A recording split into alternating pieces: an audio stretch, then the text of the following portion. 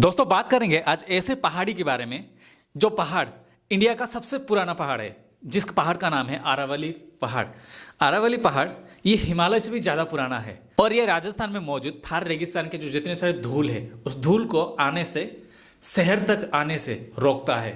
यह पहाड़ी रेंज इतना लंबा है जो कि 4 स्टेट से होके गुजरता है, 4 से 5 स्टेट। और वही आरावली हिल्स आज खत्म होने की कगार पे है। आज हम बात करेंगे आरावली हिल्स के बारे में और आरावली हिल्स के ऊपर जो कंट्रोवर्सी चल रहा है, पूरा कंट्रोवर्सी के बारे में हम बात करेंगे। वीडियो एंड तक जरूर देखना, क्योंकि इस वीडियो में हम उस सच के बारे में बात करने जा रहे हैं जो अभी तक आप कहीं भी सुने नहीं होंगे। बहुत सारे लोगों को पता नहीं है कि आरावली पहाड़ कहाँ पे मौजूद है। मैं आपको बता दूं कि आरावली पहाड़ दुनिया का सबसे पुराना पहाड़ है। साइंटिस्ट यानी कि वैज्ञानिकों का कहना है 2 से 3 बिलियन पुराना साल ये पहाड़ मौजूद है, यानी कि हिमालय से भी ज़्यादा। पहले जैसे आपको बोला, ये जो आरावली पहाड़ है इसका रेंज लगभग 670 किलोमीटर से लेके 700 किलोमीटर तक फैला हुआ है और ये 4 राज्य में फैला हुआ है, गुजरात, हरियाणा, राजस्थान और दिल्ली। आज जो हम आरावली पहाड़ देखते हैं वो इतना ज़्यादा ऊंचा नहीं है जो 2 बिलियन साल पुराना जो पहाड़ हुआ करता था। इसीलिए ऊंचा नहीं है क्योंकि समय के साथ साथ बारिश की वजह से ये धुल गया, या तो बहुत सारे माफिया, मैं आगे बात करूंगा इसके बारे में। ये जो आज का जो वीडियो है इसी माफिया के बारे में ही कि आरावली पहाड़ के साथ वो क्या क्या कर रहे हैं, जिसकी वजह से आरावली पहाड़ आज इतना लुप्त हो गया है। बहुत सारे लोगों को पता नहीं है ये जो आरावली पहाड़ है ये कितना इंपॉर्टेंट है हमारे लिए। बहुत सारे लोगों को पता नहीं है। मैं आपको बता दूं दोस्तों, ये जो गुजरात से लेके दिल्ली तक जो 700 किलोमीटर में फैला हुआ है आरावली पहाड़, ये एक दीवार की तरह खड़ा है थार डिजर्ट के लिए। क्योंकि आपको पता नहीं है, गुजरात, पंजाब, राजस्थान और हरियाणा में, हमारे भारत में थार डिजर्ट इन्हीं 4 स्टेट में मौजूद है। इसके साथ साथ पाकिस्तान में भी पूरे 2 lakh kilometre, 2 lakh square kilometre में फैला हुआ है थार डिजर्ट। किलोमीटर नहीं, स्क्वायर किलोमीटर। वहां से जो हवा से धूल आ रहा है उसको दीवार बन के रोक के रखा है आरावली पहाड़। अगर ये आरावली पहाड़ नहीं होता, फिलहाल आगे जाके तो नहीं रहेगा, क्योंकि इस पहाड़ के साथ जो हो रहा है मैं आगे आपको बोलूँगा। अभी दिल्ली जिस हाल में है, दिल्ली में तो पोल्यूशन बहुत है, बहुत रीज़न की वजह से, और पोल्यूशन इसीलिए हुआ है क्योंकि वहीं के लोग उसका जिम्मेदार हैं। अगर ये आरावली हिल्स नहीं होता, पूरे धूल दिल्ली में आके, अभी थार डिजर्ट जैसे दिख रहा है, दिल्ली बिल्कुल वैसे ही बन जाएगा कुछ सालों के अंदर। सिर्फ दिल्ली ही नहीं, उत्तर प्रदेश, हरियाणा, पंजाब, उसके साथ साथ मध्य प्रदेश के लोग भी, उनको हानि पहुंचेगा अगर ये आरावली पहाड़ नहीं होगा। आरावली पहाड़ ना होने की वजह से करोड़ों लोग नुकसान, मतलब करोड़ लोगों का जान जाएगा और बहुत सारे लोगों का नुकसान होगा। आरावली पहाड़ 6 लाख स्क्वायर किलोमीटर में फैला हुआ है। मध्य प्रदेश, हरियाणा, गुजरात, दिल्ली के साथ साथ पंजाब के कुछ इलाके में भी आरावली पहाड़ फैला हुआ है। आरावली पहाड़ से जो मीठा पानी मिल रहा है, लगभग 40 से 50 करोड़ लोग उस मीठा पानी को पी रहे हैं। जो मीठा पानी Aravalli hills ground water level से दे रहा है, उस मीठा पानी को ग्राउंड वाटर रिचार्ज कहते हैं। दोस्तों क्या आपको पता है ग्राउंड वाटर रिचार्ज क्या है?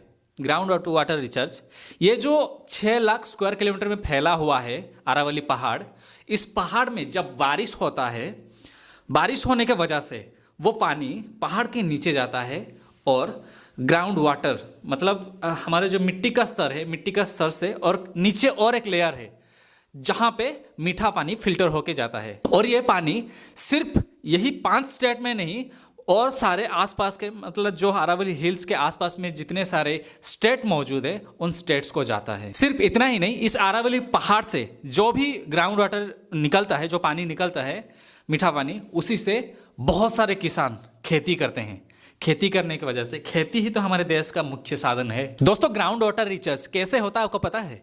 जहाँ पे पहाड़ बहुत ज़्यादा होगा और पेड़ पौधे बहुत ज़्यादा होगा, वहीं पे ग्राउंड वाटर रिचार्ज बहुत ज़्यादा होता है। और जहाँ पे कंक्रीट और बड़े बड़े बिल्डिंग्स होता है, क्योंकि बिल्डिंग, इमारतें जितना बड़ा खड़ा होता है उसके नीचे उतना ज़्यादा खोदा जाता है, जिसकी वजह से नीचे अगर कंक्रीट है तो वहाँ पे वाटर ठहरेगा ही नहीं। आज के ज़माने में बहुत ज़्यादा बिल्डिंग्स वगैरह, बहुत ज़्यादा कंक्रीट रोड्स वगैरह बन रहा है और पेड़ वगैरह बहुत ज़्यादा काटा जा रहा है, जिसकी वजह से ग्राउंड वाटर रिचार्ज इतना ज़्यादा नहीं हो पा रहा है। जितने सारे बारिश हो रहा है वो धुल के जाके समुद्र में मिल रहा है, जिसकी वजह से मीठा पानी नहीं रुक रहा है। अभी जो बोरवेल वगैरह और नल का जो है, जो ट्यूबवेल मौजूद है, वहाँ पे पानी किस वजह से आ रहा है, वो जिंदा कैसे हैं पता है। और हम जो अभी जो जिंदा हैं, मीठा पानी पी के ही जिंदा है। यही जो मीठा पानी हम पी रहे हैं, इसी को ग्राउंड वाटर रिचार्ज कहते हैं। तीसरी बात है दोस्तों, क्लाइमेट कंट्रोल।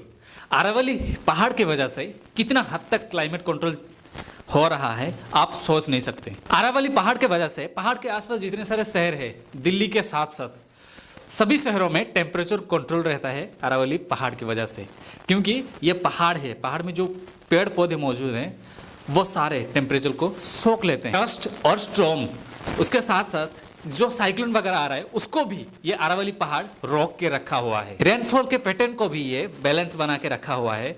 और दिल्ली का ग्रीन लॉन्ग्स है अरावली पहाड़। अरावली पहाड़ के वजह से ही दिल्ली में जितने सारे लोग मौजूद है वो सांस ले रहे हैं। चौथी बात यह है दोस्तों, बायोडाइवर्सिटी ऑफ अरावली हिल्स।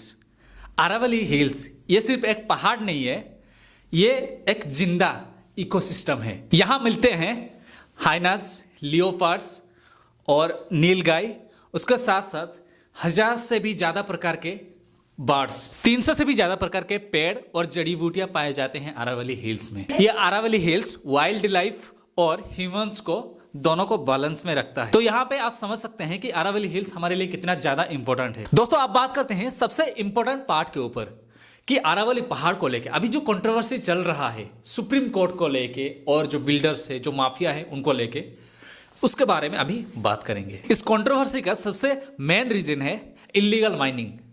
क्या आपको पता है पिछले 70 साल से ये जो अरावली पहाड़ है इसके ऊपर इलीगल माइनिंग चल रहा है। इलीगल माइनिंग ये है कि पिछले 70 साल से ये जो अरावली पहाड़ है इसको काट कर मार्बल और बड़े बड़े पत्थर जो भी निकल रहा है पहाड़ को काटने की वजह से, उन सभी को लेके बड़े बड़े जो माफिया हैं, बिल्डर्स हैं, वो लेके, सरकार भी इसमें शामिल है, वो लेके बड़े बड़े शहरों में सब कंस्ट्रक्शन का काम, बिल्डिंग्स का काम किया जा रहा है। हमारे भारत के सुप्रीम कोर्ट ने कई बार इस माइनिंग के ऊपर बैन लगाया है। कई बार बैन लगाने के बावजूद भी आज भी ग्राउंड रियलिटी ये है कि वहाँ पे पत्थर काटा जा रहा है। इसके ऊपर ये पत्थर काटा जा रहा है, पत्थर काट के, पहाड़ियों को काट के बड़े बड़े रिजॉर्ट, बड़े बड़े होटल्स, बड़े बड़े फार्म हाउस और जितने सारे गवर्नमेंट प्रॉपर्टी या प्राइवेट प्रॉपर्टी हो वो सब बनाया जा रहा है इस अरावली पहाड़ को काट के। प्रॉब्लम यह है कि कभी अरावली पहाड़ को फॉरेस्ट लैंड माना गया, कभी नॉन फॉरेस्ट लैंड माना गया, जिसके वजह से इसी कन्फ्यूजन का फायदा उठा के जो बिल्डर्स है, जो माफिया है, वो इसी कन्फ्यूजन का फायदा उठा के वो कंस्ट्रक्शन करने लगे हैं अभी तक। हरियाणा नोटिफिकेशन कंट्रोवर्सी की अगर मैं बात करूं, 2018 से लेकर 2022 के बीच में बहुत सारे एरियाज को अरावली हिल्स प्रोटेक्टेड एरिया से बाहर निकाल दिया गया। यानी कि इस जितने सारे एरिया को निकाला गया था वो सब पहाड़ इलाका था, यानी कि अरावली के रेंज में आ रहा था। उस समय 2018 से 2022 के बीच में हरियाणा के जो चीफ मिनिस्टर थे वो मनोहर लाल खट्टर थे। मनोहर लाल खट्टर वो पैसा लेके जो बड़े बड़े बिल्डर्स थे और बड़े बड़े जो माफिया हैं उनसे पैसा लेके वो एरियाज को अरावली प्रोटेक्टेड एरिया से बाहर निकाल देंगे ताकि इलीगल माइनिंग हो सके और पहाड़ को काट के वो कंस्ट्रक्शन वगैरह, बिल्डिंग वगैरह बना सके। हमारे देश में जितने सारे बड़े बड़े एनवायरमेंटलिस्ट हैं वो इसको नेचुरल डिजास्टर का नाम दिए कि हरियाणा सरकार को ऐसा करना नहीं चाहिए था। दोस्तों अगर अरावली पहाड़ को पूरी तरह से डिस्ट्रॉय कर दिया जाए तो रिजल्ट क्या होगा, क्या आपको पता है? सबसे पहला कारण है, मतलब जो नुकसान होगा वो डिजर्टिफिकेशन। इसका मतलब जितने सारे जो थार रेगिस्तान में धूल मिट्टी है जो आ रहा है, दिल्ली में रहने लायक नहीं बचेगा। दिल्ली जो है अभी जैसे पोल्यूशन है उससे ज़्यादा पोल्यूशन बढ़ जाएगा, ये पहला रीज़न है। कोई भी इंसान दिल्ली में नहीं रह सकता। क्या रेगिस्तान में कोई इंसान रह रहा है? नहीं रह रहा है ना। वैसे ही हालत दिल्ली का हो जाएगा कुछ सालों के अंदर अंदर। दूसरा सबसे बड़ा नुकसान होगा, ग्राउंड वाटर और नीचे चला जाएगा। इसका मतलब क्या?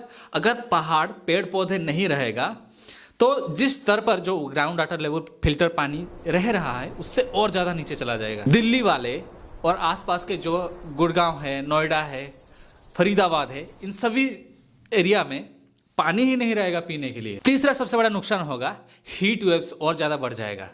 क्योंकि जितने सारे हीट वेव्स आ रहा है थार रेगिस्तान से उस सबको अरावली हिल्स ऑब्जर्व कर रहा है, दिल्ली तक पहुंचने नहीं दे रहा है। ऐसे में तो गर्मी के मौसम में दिल्ली में लगभग 50 से 60 डिग्री तक तापमान चला जाता है, लेकिन अगर ये अरावली हिल्स ही नहीं रहेगा तो लगभग 90 से 100 के करीब पहुंच जाएगा, यानी कि आग की तरह उबलेगा दिल्ली।